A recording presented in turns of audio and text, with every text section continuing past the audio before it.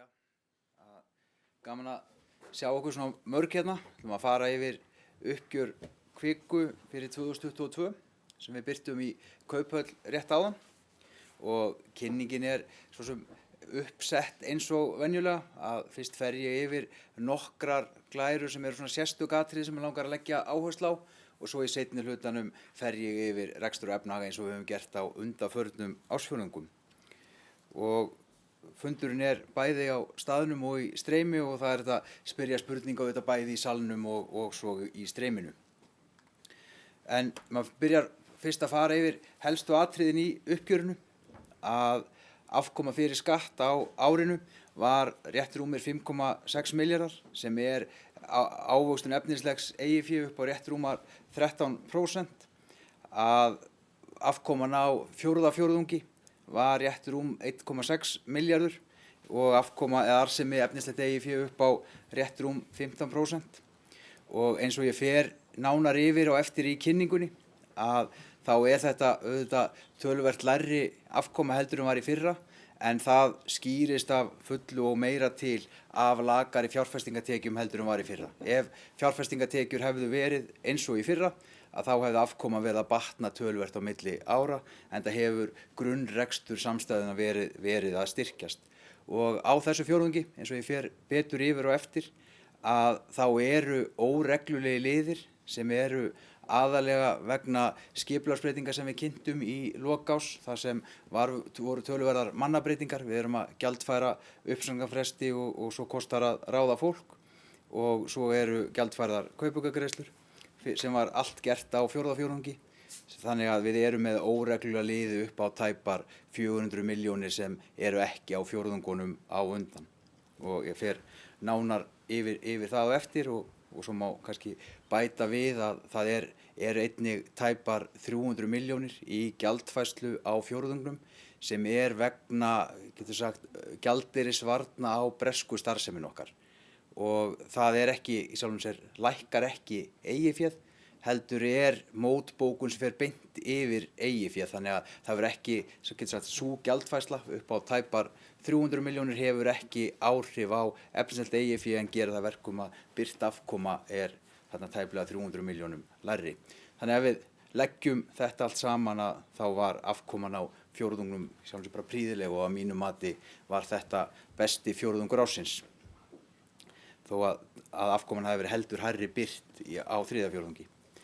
Fjárhagstölurnar okkar, þær mjög sterkar í lok árs. Við með lausafjárhlutfall upp á rétt rúm 300%. Einhverjir gætu sagt að það væri jafnvel óskynsamlega háa tölur og eins og ég kem að á eftir, þá kostar það okkur alveg svolítið að vera með jafn mikið lausafé eins og raun ber vitni. En allavega eins og staðan var áramótin þegar það sem voru blikur á lofti, sérstaklega á erlendum fjármögnunarmörkuðum, að þá þótti okkur og þykir bara skynsamlegt að vera með borð fyrir báru og vera með mjög mikið lausafé. Langtíma fjármögnunin eða NSFR-ið hækkar aðeins frá seinasta fjórðungi og mjög heilbrigt í þarna 140% í árslok. Það var mikill vöxtur í innistæðum á árinu. Innistæður jukust rétt rúmlega 40% á árinu og svo hefur lánabókin einnig verið að vaxa og við vorum með á seinasta ársfjórðungi svona heilbriðan vöxt á lánabókin rétt rúmlega 1% á mánuði og svo eins og ég fer yfir og eftir að í afkomuspá sem við kynnum, nýja uppfæra afkomuspá sem við kynnum á hverjum fjórðungi eins og venjulega, að þá erum við að gera ráð fyrir því að lánabókin vaxi kannski tæp 2% á mánuði út árið. Rekstur á TM frábæru á árinu, að samsett hlutfall upp á 95% sem afskaplega sterkt, sérstaklega í ljósi þess hvað verðbólga mikil, lítið eitt lakara samsett hlutfall heldur en í árið á undan, en þá þarf auðvitað að hafa í huga að stóran hluta á megnið af því ári var COVID á fullu þar sem svona umsvif í hagkerfinu voru minni. Eignir í stýringu, það lítil breyting á þeim, 460 milljarðar, að markaðshlutdeild í sjóðum var aðeins að aukast á árið 2022 sem bara ánægjulegt að sjá. Stjórn leggur til við aðalfund að greiða arð upp á tæpa 2 milljarða fyrir árið 2022 og það nokkur ár síðan félagið hefur greitt út arð en þrátt fyrir arðgreiðslurnar að þá verður, getur sagt, eiginfjárhlutfallið eða karhlutfallið tæplega 24% sem þá tæplega 6% stigum hærra heldur en krafan sem gerð til félagsins af eftirlitsaðilum. Og við uppfærum afkomuspá eins og venjulega og hækkum hana lítið eitt frá því á seinasta fjórðungi og erum að spá núna að afkoma næstu 12 mánuði verði 9,4 milljarðar fyrir skatt sem útleggst upp á tæplega 22% arðsemi efnislegs eigið fjár. Og byrjum á þessum ESG málaflokkum sem skiptir alltaf meira og meira máli, sérstaklega þegar við erum að tala við erlenda aðila og á árinu til að mynda þá fékk félagið fyrsta lánshæfismatið sitt frá Moody's og þegar við höfum verið að kynna félagið fyrir erlendum aðilum þá kemur alveg fyrir að það séu helstu spurningarnar sem erlendir skuldabréfafjárfestar hafa, það hvernig þessi málaflokkur skipulagður og það mjög ánægjulegt að á árinu til að mynda þá fengum við, getur sagt, hækkun á mati frá Reitum, þannig að þetta bara svona vegferð og höldum áfram að leggja áherslu á þennan málaflokk. Mér langaði að sýna ykkur bara stefnu félagsins sem nokkra ára gömul og setja það í samhengi af fréttum á félaginu undanfarið en við höfum sagt það að tilgangur félagsins sé að auka samkeppni og við viljum hafa í alvörunni áhrif á hvernig fjármálaþjónusta á Íslandi og við höfum verið að gera það á undanförnum árum og það má skipta, getur sagt, þessari stefnu sem félagið hefur verið með að byggja félagið upp í núna 3 skref. Fyrsta skrefið frá sameiningu NB Bank og Straums var að byggja upp eignastýringarstarfsemi sem við teljum að hafi lokið 2019 og það hafði þau áhrif að það var verið að byggja upp mjög arðsama einingu sem í sjálfu sér jók þóknunartekjur áhættudreifingu félagsins töluvert mikið og fórum í nokkra samruna þar. Svo frá 2020 þá fórum við í þá vegferð að byggja upp lánasafnið, byggja upp í sjálfu sér efnahagsreikning þar sem var verið að lána viðskiptavinum fjármuni og við sjáum það til að mynda á þessum fjórðungi hvað hreinar vaxtatekjur eða þessu ári, hvað hreinar vaxtatekjur vaxa mikið. Þannig að það líka birtingarmynd að sú stefna hefur verið að skila sér og svo segjum við það núna að það þessi þriðji fasi sem við erum að fara á stað núna að byggja upp samkeppnishæfa fjármálastofnun sem í fullu samræmi við stefnuna sem við settum fyrir nokkrum árum. Við höfum í sjálfu sér bara verið að gera það sem við höfum sagst ætla að gera og þessar viðræður sem að fara á stað núna við Íslandsbanka í fullkomlu eðlilegu samhengi við það sem við höfum gert. Og ég ætla að tala aðeins meira það hvaða tækifæri liggja þarna og ef við horfum á bara fjártæknina sem við höfum verið í, margir að tala fjártækni. Og við getum sagt að fjártækni í sjálfum sér ekkert mjög flókin. Það í sjálfum sér bara að nota, getur sagt, netið að síma til þess að veita fjármálaþjónustu. Og í mínum huga þá þarf tvennt til þess að ná árangri í fjártækni. Það þarf að bjóða betri verð og þetta þarf að vera þægilegt. Og ef þessi 2 skilyrði uppfyllt, þá þetta ná gríðarlegum árangri í fjártækni, eins og við gerðum til að mynda fyrir nokkrum árum með Auði. Þegar við fórum á stað með Auði þá buðum við margfalt hærri vexti heldur en aðrar fjármálastofnanir gerðu á sambærilegum reikningum og við varum að segja í byrjuninni hvað þess lausafjárhlutfallið í félaginu hátt. Það að hluta til afleiðing af því hvað Auður hefur gengið vel. Þannig að þessar ákvarðanir sem teknir geta haft gríðarlega mikil áhrif og staðan núna höfum við inni, getur sagt, þessum fintech plattformi eða bara fintech hluta af Kviku, þá höfum við ansi mörg spennandi vörumerki sem ég ætla að tala aðeins og það hægt að nýta þau til þess að ná árangri í samræmi við þessa stefnu að bæði auka samkeppni og breyta því hvernig fjármálaþjónusta veitt eins og við höfum gert með Auði. En það sem bara svona forsmekkurinn af því sem verða skal. Og þetta getur menn spurt, en sameining við Íslandsbanka. Af hverju viljið þið ræða það og sama tíma það að tala að fjártækni sé tækifæri? Við horfum á það svoleiðis að með því að vera getur sagt, í stærra, öflugra félagi, þá það bara hraðall á þessa vegferð. Stærsta fjármálafyrirtæki landsins mun geta keyrt svolítið hratt á þetta. Og þegar ég hef verið að segja í einhverju viðtölum að ég telji að það séu 3 mögulegi kostir við samruna við Íslandsbanka, sem eru fyrst að það þetta að bjóða viðskiptavinum upp á aukna þjónustu. Bara fjárhagsleg styrkur gera það verkum, til að mynda væri hægt í að bjóða upp á íbúðalán sem við ættum aðeins erfiðara með að gera með okkar efnahagsreikningar svo staðinni núna. Svo númer 2, en skrítið og það hljómar, við teljum að þessi samruni, ef af honum verður, ætti að geta aukið samkeppni. Og ég ætla að tala aðeins betur um það á eftir, en til að koma aðeins inn á það, að það má segja að til dæmis appið okkar, að ef það ætti að fara í samkeppni við stóru gömlu bankana, að það ekkert hægt fræðilega séð að fara bara í samkeppni við Arion eða Landsbankann. Það þarf þá líka að fara í samkeppni við Íslandsbanka, sem ótrúlega spennandi, að því það hefur allavega mínum að þetta ekki gerst þá áður í Íslandi ef þetta gerist, að stór félag búi til að við sletti attacking brand sem ekki bara að keppa við samkeppnisaðila heldur sjálft sig líka. Og það þetta sem maður að meina þegar maður segir að svona samruni geti verið hraðall á því að veita þessa þjónustu og auka samkeppni á markaði.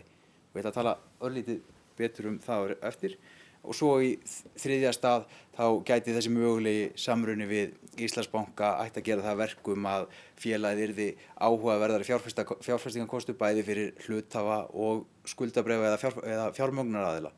Og það ánægjulegt að Moody's til að mynda, sem lánshæfisfélagi sem hefur metið bankan, að setti Kviku á jákvæðar horfur núna á mánudaginn og segja það að það sé líklegt að lánshæfismat ekki bara Kviku, heldur Íslandsbanka líka svona mögulegu samruni ætti að hafa jákvæð áhrif á bæði félög vegna aukinnar tekjudreifingar, sem bara nákvæmlega sama og ég var að sýna á myndinni rétt áðan. Þannig að þessar viðræður við Íslandsbanka eru í sjálfum sér fullkomlega rökrétt og eðlilegt skref miðað við það sem við höfum sagst ætla að gera og við höfum verið að gera. En það koma aðeins hvað að gerast í fjártækni núna, bara örstutt. Við erum búin að setja á stað nýtt og það hvað svona hægt að ná innri hagkvæmni í starfsemi. Við vorum að setja á stað nýtt innheimtufélag, heitir Skilum, og eins og við sjáum bara að við erum með í kringum 1 milljón kröfur sem Kvika og dótturfélög búa til á hverju ári. Við eigum í sjálfum sér alla innviði til þess að gera þetta, þannig að þarna erum við að breyta kostnaði í tekjur. Annað félag sem við erum að setja upp, Straumur, eins og kom fram í fréttum og tilkynningum frá okkur, þá keyptum við í fyrra fjórðung af færsluhirðingu landsins, helminginn af eignasafni eða færsluhirðingasafni Valitor, og við erum að setja það inn í nýtt dótturfélag sem við höfum skýrt Straumur og gerum ráð fyrir því að Straumur hefji störf á næstu fáum mánuðum. Og eins og kemur fram í afkomuspánu okkar, þá gerum við ráð fyrir því að við byrjum að fá einhverjar tekjur af Straumi á seinni hluta ársins. Aur, sem ég finnst svolítið spennandi, og þið sjáið metnaðinn 116.000 aðilar sem hafa notað Aur seinustu 90 daga, og takið eftir, við höfum aukt fyrir framann, þannig að metnaðurinn er mikill, það geta náði einu þarna fyrir framann líka, en svo sjáum við aldursdreifinguna sem manni finnst svolítið áhugaverð, að undir 25 ára aldri þar þetta 70-80% af fólki sem hefur notað Aur seinustu 90 daga, og meiri segja fyrir ég er 45 ára á árinu, þannig að meiri segja minn aldurshópur að það sirka þriðjungur sem hefur notað Aur seinustu 90 daga. Og þetta náttúrulega gríðarlegt tækifæri að útvíkka þessa þjónustu, og við erum búin að vera með það í undirbúningi núna í nokkra mánuði, og jafnvel lengur, hvernig við ætlum að útvíkka þjónustuna hjá Aur. Og það voru 2 kostir við að ákveða þá stefnu, og við ákváðum frekar heldur en að tína inn eina þjónustu, að hlaða bara í svolítið stóra kúlu. Og það sem við erum að fara á stað, og fólk getur skráð sig inn í þetta í svona forskráningu núna 1. mars eftir nokkra daga, að við erum að fara að gefa út sem allavega Visa segir við okkur þessi fyrsta skipti sem það er gert í heiminum að debit og kreditkort í einu korti. Við erum að fara að bjóða upp á veltureikninga þar sem fólk getur til dæmis fengið laun greidd inn á eða verið með innistæður. Við erum að fara að bjóða upp á svona samfélagsmiðla virkni til þess að dreifa greiðslum. Fólk sem fer saman til dæmis í sumarbústaðaferð eða skíðaferð getur haldið utan sameiginleg útgjöld eða lítið húsfélag eða hvernig sem það er. Og þarna eru líka inn í þessu nýjungar sem við vitum allavega ekki til að hafi verið áður gerðar.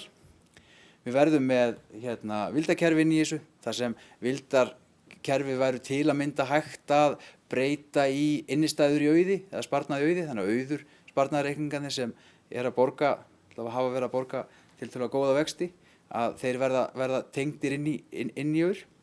Svo verðum við með þessar vörukaupa greiðslur, þar sem hægt að þá kaupa einhverjar vörur eða þjónustu og dreifa greiðslum, og svo verðum við með svona spennandi nýjungar í tryggingum.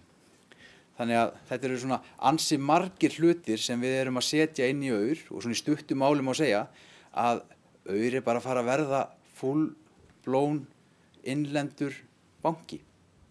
Þannig að Kvika er að fara aftur inn á retailmarkaðinn, fara inn á viðskiptamarkaðinn með þessu, getur sagt, appi sem yfir 110.000 manns hafa notað seinustu 90 daga og gríðarlegu markaðshlutdeild hjá unga fólkinu, og það er þetta sem við segjum þegar við segjum að mögulegu samruni við Íslandsbanka ætti að geta aukið samkeppni, að því að stærra félag væri bara hraðall til þess að halda áfram hérna. Þetta finnst manni svolítið spennandi.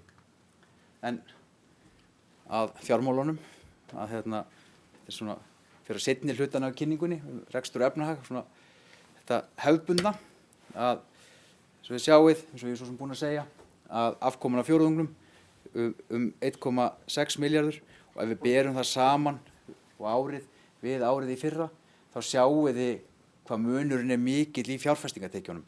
Þetta er ekki mistök, fjárfestingartekjurnar voru ekki, það námyndast niður í 0, það voru eitthvað kringu 300.000 á árinu.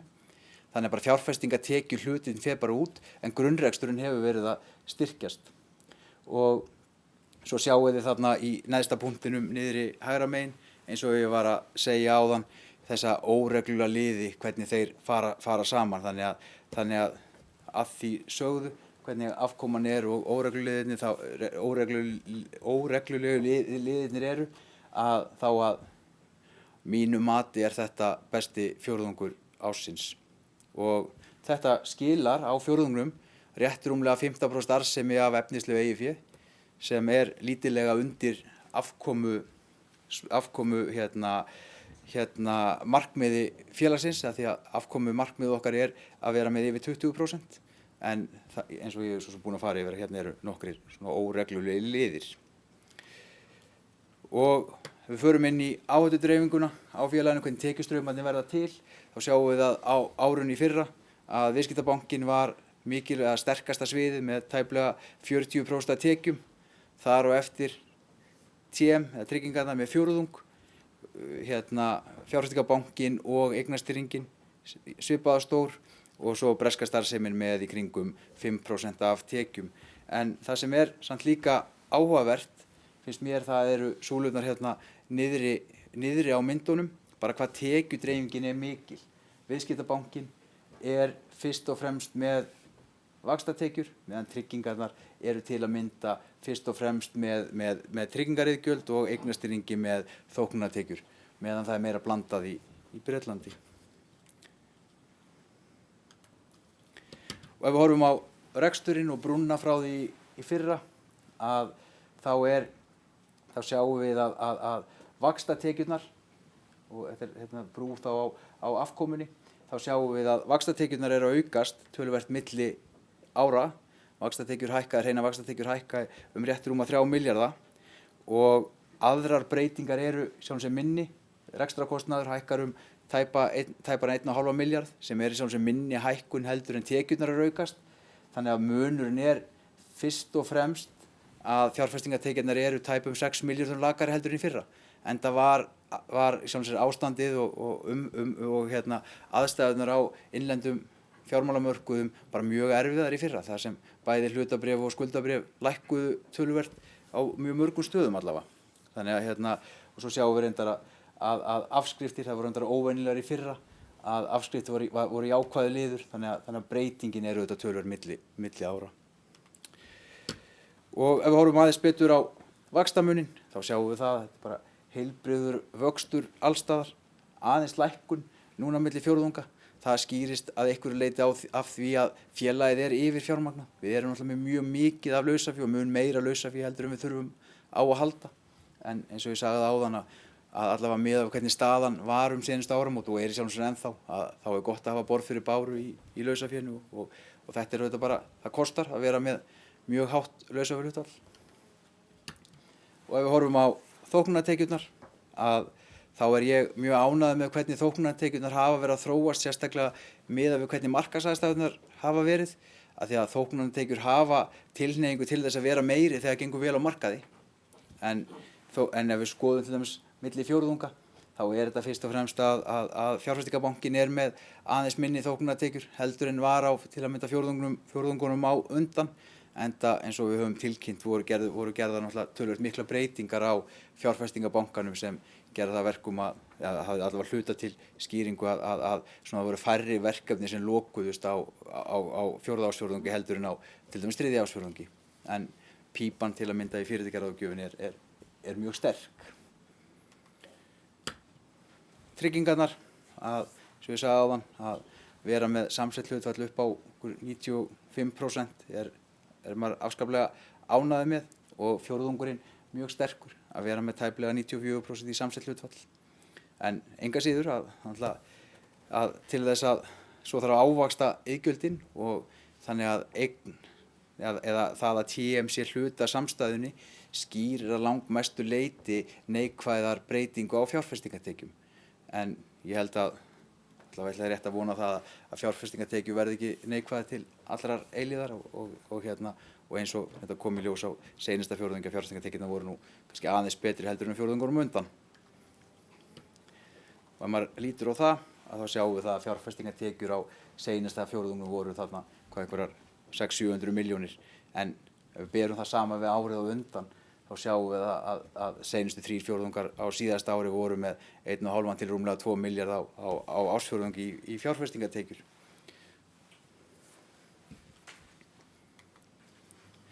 Og við sýndum þetta fyrsta skipti í seinustu uppgjöri, hvernig afkoman er ef við drögum frá fjárfestingartekjurnar og þá sjáum við það að þessi kjarnarekstur og hann hefur verið að styrkjast og í sjálfum sér er bara sterkur og það þarf auðvitað að hafa í huga að við berum saman við síðasta fjórðung, við tökum fjárfestingartekjurnar frá, að ég er búinn að fara yfir þessa liði sem eru gjaldfærðir sem voru ekki á fjórðungnum fjórðungnum á undan. Og rekstrakostnaðurinn, að hann hefur í sjálfum sér bara verið í samræmi við áætlanir, að hérna sýnum við, ég ætla að sýna að koma svo betur að því á eftir, hérna sýnum við í fyrsta skipti afskriftir vegna kaupverðsútdeilingar. Það er kannski hljóma pínu flókið, en félagið náttúrulega hjá okkur er búin að vera í töluvert mikið af sameiningum og langstærsti samrunin var samruni Kvik og TM og þá er farið í kaupverðsútdeilingu og það er þá ákveðin hluti af markaðsvirði þá TM í þessu tilfelli sem verður óefnisleg eign og hluti af henni er afskrifaður á nokkrum árum. Og þannig að þetta eru í sjálfum sér þá fjármunir sem fara í gegnum rekstur í gjaldfærslum en hafa ekki áhrif á efnislegt eigið fé. Þetta er ekki eigið fé sem hefur nein áhrif og getur félagsins til þess að greiða út til að mynda arð eða nota í lánveitingar. Þannig að það má þá segja, og ég ætla að fara bara beint í næstu glæru til að útskýra þetta betur, að þetta eru svo í 2021, þá vorum við að afskrifa eitthvað rétt rúmar 300 milljónir í þá afskrift á bara viðskiptavild og í fyrra, sem þá búið að gjaldfæra, vorum við að afskrifa tæpar 500 milljónir og munum gera það áfram og þetta er sem bara tölur sem er inn í áætlunum okkar. Þannig að þegar við birtum afkomuspá, þá setjum við þessar tölur inn í afkomuspána. En þannig að við getum þá til einföldunar getum við sagt að ef afkoman væri að öllu öðru óbreyttu, bara nákvæmlega eins og afkomuspáin segir til þá ætti eigið í samstæðunni að vaxa sirka 500 milljónum meira á ári heldur en birt afkoma, eða efnislegt eigið. Geta félagsins annarkvort að vaxa eða greiða arð. En þetta samt inn í áætlunum, en þetta samt alveg tölur sem skipta máli, þannig að þetta hluti af bara reikningshaldslegar afleiðingar af því að vera sameina félög sem þó að það væri ekki borgaðar neinir fjármunir beint fyrir hlutabréf í TM af því að félögin voru að sameinast, þannig að bara hlutabréf í TM breyttust í hlutabréf í Kviku, en enga síður reikningshaldslega urðu til viðskiptavild sem afskrifuð eða áætlað að hluta til verði afskrifuð eins og hér kemur fram. Ef við lítum á efnahagsreikninginn, eignirnar, sjáum það að efnahagsreikningurinn stækkaði eitthvað rétt rúmlega 50 milljarða á árinu. Stærstu breytingarnar eru að lánabók félagsins fór úr rétt rúmum 70 milljörðum í tæplega 110 milljarða, en á móti þá á félagið eins og kemur fram þarna á myndinni uppi hægra megin, að það á félagið lausar eignir upp á tæpar 120 milljarða.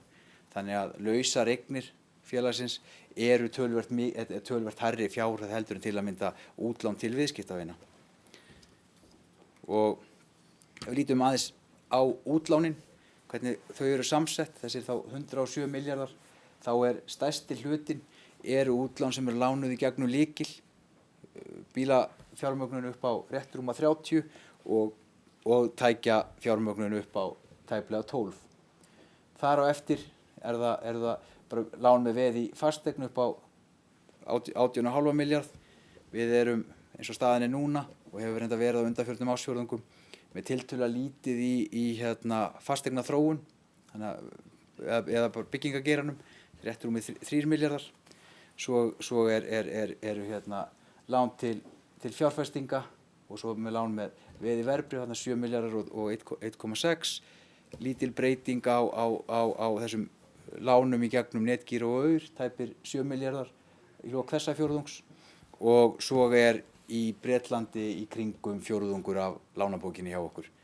Og það svona tiltölulega lítil breyting frá síðasta ársfjórðungi, enda, svo ég sagði áðan, að lánabókin óx einhver tæp 4% á fjórðungum. Þannig að það var svona tiltölulega mikill vöxtur á árinu, það var tiltölulega lítill vöxtur á síðasta fjórðungi.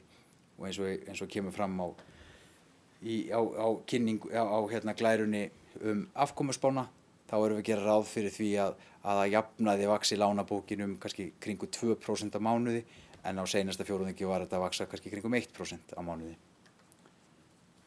Ef við horfum á gæði útlána, þá sögðum við þegar við kláruðum kaupin á Ortus, þá jukust þessi lán sem voru flokkuð í stigi 3, sem eru þá lán sem eru komin í svolítið vanskil og fóru úr 1,9% í 4%.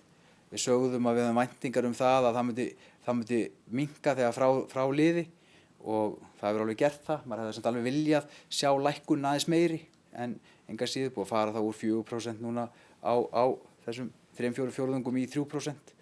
En á móti þessum útlánum þá erum við búin að færa til gjalda í kringum 2,7 milljarða eða í kringum 2,4% af lánabókinni. Þannig að svona kannski ekkert miklar breytingar milli fjórðunga. Og ef við horfum á fjármögnunina, eins og ég svo sem búin að segja, að lausafjárhlutfallið mjög sterkt, með lausafjárhlutfall upp á rétt rúmlega í kringum 320%, og svo langtíma hlutfallið, eða NSFR hlutfallið upp á 140%. Þannig að þetta eru, svo sem eins og hefur verið á undanförnum fjórðungum, að þetta eru bara sterkar tölur. Og ef við horfum á skuldahlutfallið, eða skuldahluta efnahagsreikningsins, sem þá bara spegilmynd af eignahlutanum, að þá mesta breytingin að innistæður eru að vaxa úr tæplega 80 milljörðum í rúmlega 110. Og og það hefur auðvitað gert það að verkum að það hefur verið minni þörf fyrir aðra fjármögnun til þess að fjármagna efnahagsreikninginn, en það breytir því samt ekki að í rekstur banka og sérstaklega banka þegar þeir stækka, þá skiptir alltaf meira og meira máli að leggja áherslu á bara fjölbreytni í fjármögnun.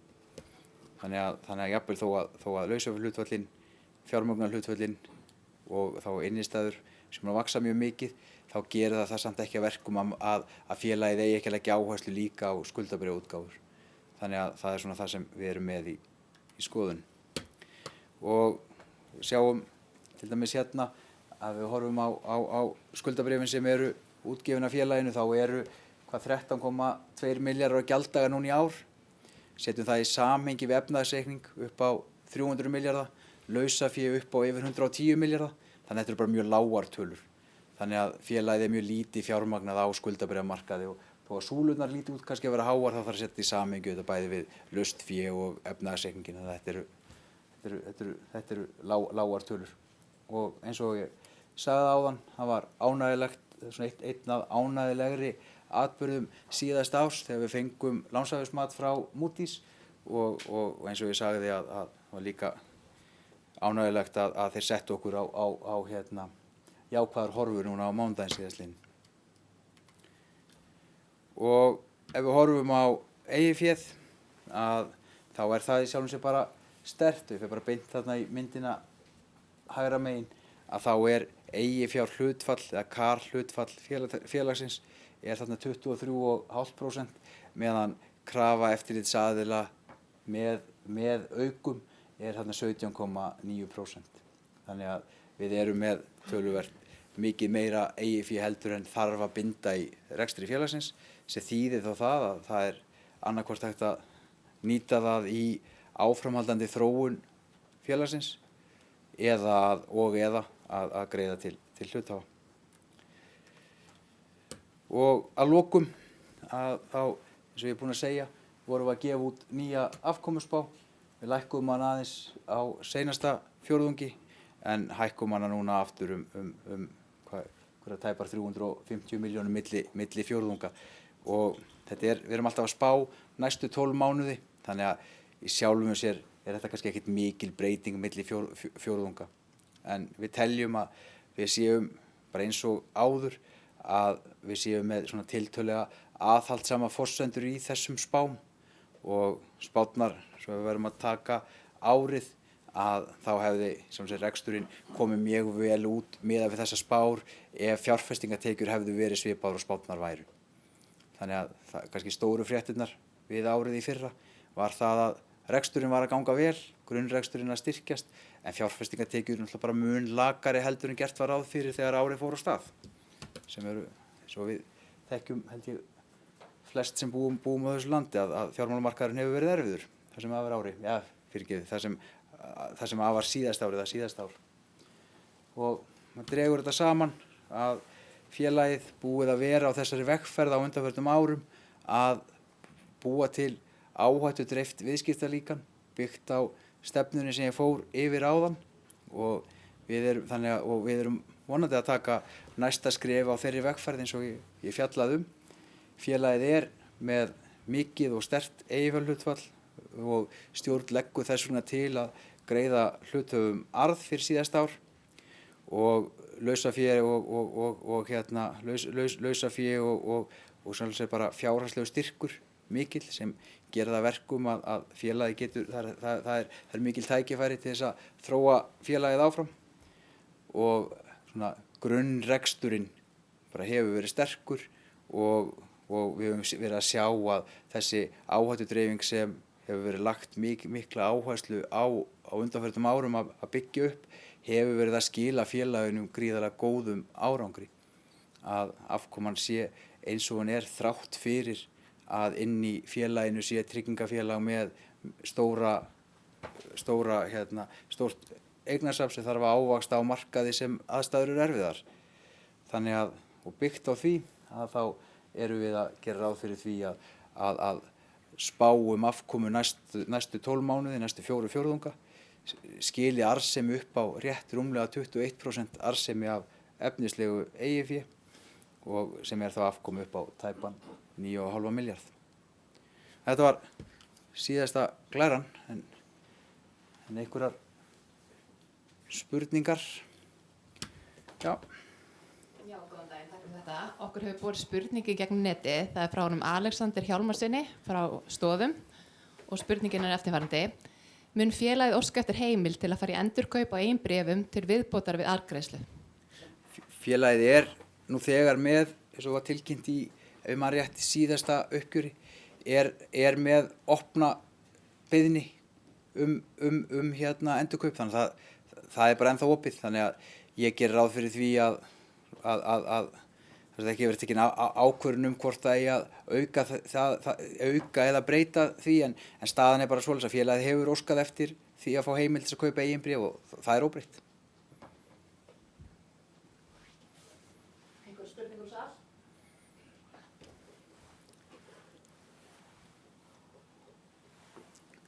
Allt kristaltært, þá þakka ég bara fyrir mætinguna, gaman að sjá okkur öll og takk hérlega fyrir.